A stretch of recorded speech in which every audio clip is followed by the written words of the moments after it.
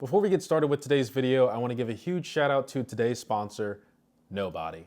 All right, what is going on, guys? So in today's video, I'm going to be unboxing and giving my first impressions on the newly released M2 MacBook Pro 14-inch. And just to give you guys a little bit of the spec breakdown that I got, this is the 16 gigabyte variant with 512 gigabytes of storage. So this is the base model of the M2 Pro 14-inch. Comes in at around a little over $2,000, but without further ado, let's go ahead and get this unboxed. So we got these two huge pull tabs now. It's been so long since I've done a laptop unboxing. All right, gotta give credit where credit is due, and this was assembled in China, of course. All right, now for the final revealing. Now, I have reviewed the 14-inch that came out last year with the M1 Pro and M1 Max, and then later on the M1 Ultra. But this is more or less, I would say, just a refresh from Apple. But let me stop talking because you guys came here for the laptop, not me. All right, so moving this to the side here, and what's in the box, we have our typical paperwork that no one reads, but they really just want to get the sticker so they can put it on the back of their car so everyone knows that they own Apple. And then we have this nice 67-watt power adapter that is, of course, assembled in China. The MagSafe cable that we have, and this is, of course, the MagSafe cable that we get. Do keep in mind, if you order the Space Gray Edition, you're going to get a matching end tip, so that's nice. But who cares? You guys came for this. So, in Apple fashion, they always make the packaging very easy, and I'm sure they're using a lot of recycled material. This is the laptop. As you can see, it's a very clean design. It's very Apple-esque. They need nothing but the logo. As soon as you see this, you know exactly what it is. But let's take a look at the ports and see. All right, so starting from left to right, we have a regular size SD card slot, a Thunderbolt 4 port, and then an HDMI 2.1 port, which a lot of people are happy about because the introduction of the 14-inch that came out originally just had HDMI 2.0. This one now has HDMI 2.1, so it's great that we're able to see that addition in this laptop. It just allows for higher throughput speeds through the HDMI cable, as well as better displays at higher refresh rates. We also have MagSafe as well here, which does allow for fast charging, 2 Thunderbolt 4 ports, and then a headphone jack. So all in all, very clean design by Apple for their port selection. It's always been this way since, I don't even know, I'd say starting 2015. But it looks like we're going a little bit back in time, adding in the SD card slot and the HDMI improvements as well.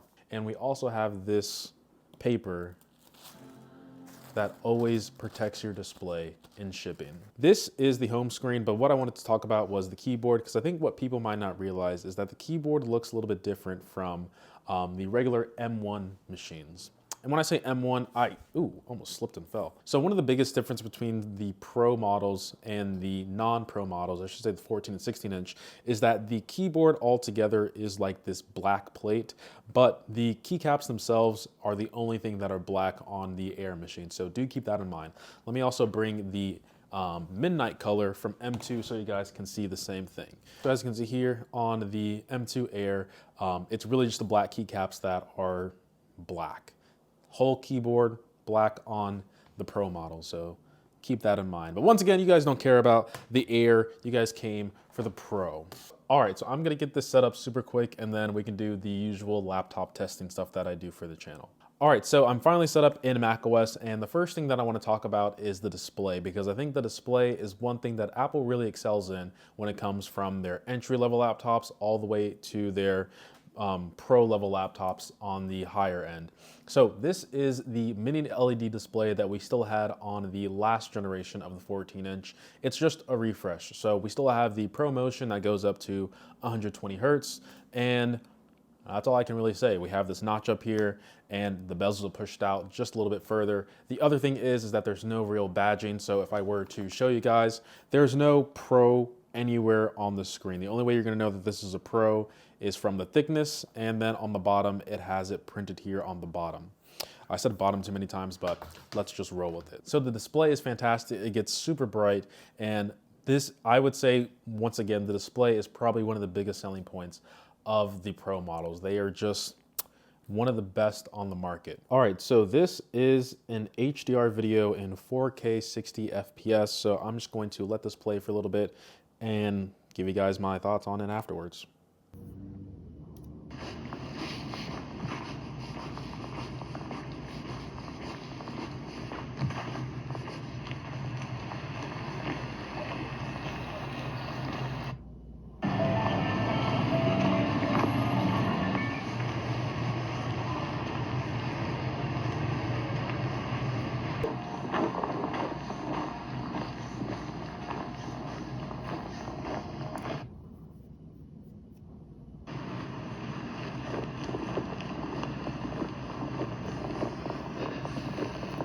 This is actually a pretty good scene to stop at.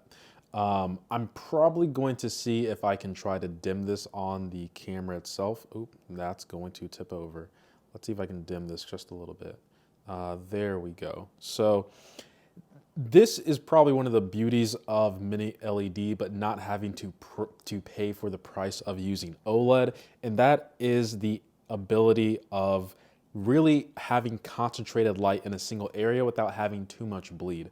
And as you can see here, this light, or this sign right here, is actually pretty bright, but the only thing that is bright in terms of the pixels is this sign right here. There's not that much bleeding of the light itself over here, which is what it would look like representative in the real world. Once again, this is a display that I would say most professionals are going to be happy with. Although if you're trying to do like real professional work, chances are you might have an external display that costs, I don't know, the price of this laptop or even more. All right, next up, let's test out the camera and microphone and see what it sounds like.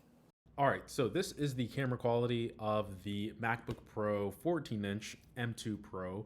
And listen, I already see this in the background, God of War, we gotta talk about this. Ragnarok, jeez, that story, the game, way better than the original one that came out. But regardless, you guys let me know how the microphone sounds. I would say the camera actually looks pretty good. I'd say this is probably one of the better cameras that Apple's put on their laptops. All right, what is going on, guys? So I have another Apple video for you guys today. And as you can see from this video that is playing in the background, we have a brand new HomePod.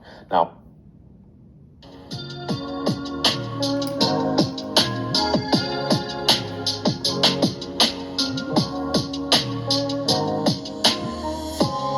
it's really hard not to praise this laptop and come across as an Apple fan or an Apple lover, but it really is just a solid laptop through and through. Like, it's really hard not to like this laptop. Apple has some of the best speakers in their laptops, the best displays. Their keyboards are, I would say, now reliable. Trackpad has been, they've probably led the forefront of having the big trackpad. Touch ID, unfortunately, there's no Face ID. Overall, it's just a nicely packaged laptop that is capable of doing intensive workflows. So with all that being said, I would say I'm forgetting my typing test. So let me go ahead and do that real quick.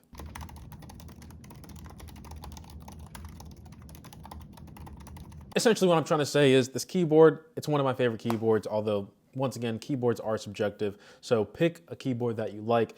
Apple keyboards are not mushy at all, but they're not clicky like mechanical keyboards. They're more of in between. I'm not a keyboard expert. I don't know if that makes any sense to you, but they just feel very, it's like a perfect balance is only that I can really describe it to. All right, so Apple did make a couple under the hood changes that I'm gonna highlight super quick. So there's like better Bluetooth connectivity with Bluetooth 5.3, 1 hour better battery life, although I felt with the Pro machines, the battery life just couldn't match up to the MacBook Air, but obviously for completely different target audiences. There is Wi-Fi 6E, which is great, although I don't think it really matters that much because Wi-Fi 6E is sort of a hit or miss depending on how your house is or the space that you have is coming together with your mesh Wi-Fi network.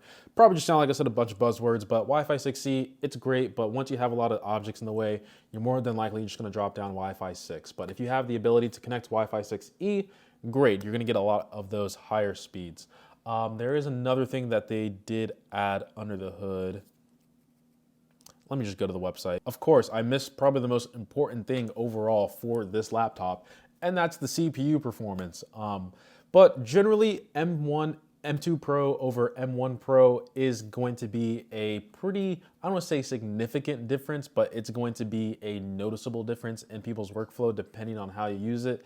Apple's claiming between 20 to 30% more CPU performance, which is great. There's also more capabilities for the GPU as well, since there's more cores on both the CPU and GPU. So that's great. We also have the ability to go up to 96 gigabytes of memory, but most of the people watching this video are probably not going to buy this machine with 96 gigabytes of memory. It's mainly for people who just want to spend a lot of money and show that they love Apple.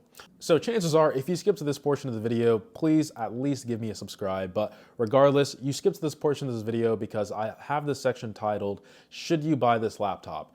And even though this isn't my review, I have a pretty good use case of people who should buy this laptop.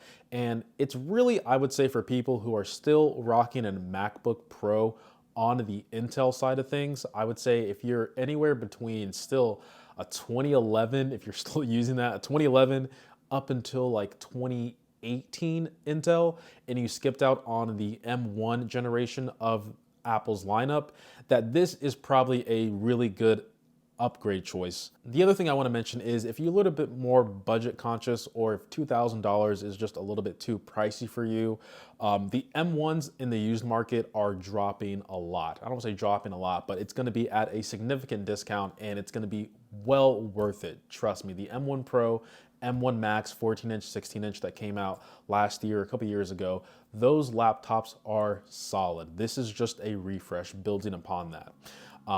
The other thing that I want to mention is if you are a person who already has a 14 or 16-inch with the M1 variant, M1 Pro, M1 Max, don't upgrade to this laptop. There's really no need. Unless the M1 Pro that you're using right now or Max is struggling, then upgrade to M2 Pro, but chances are you probably should build a desktop that is just crazy. But portability is a thing. Anyway, guys, I do have the Mac Mini coming up soon, so if you want to have my thoughts on that as well, please let me know down in the comments below. But I appreciate every single sub, like, and comment, and as always, guys,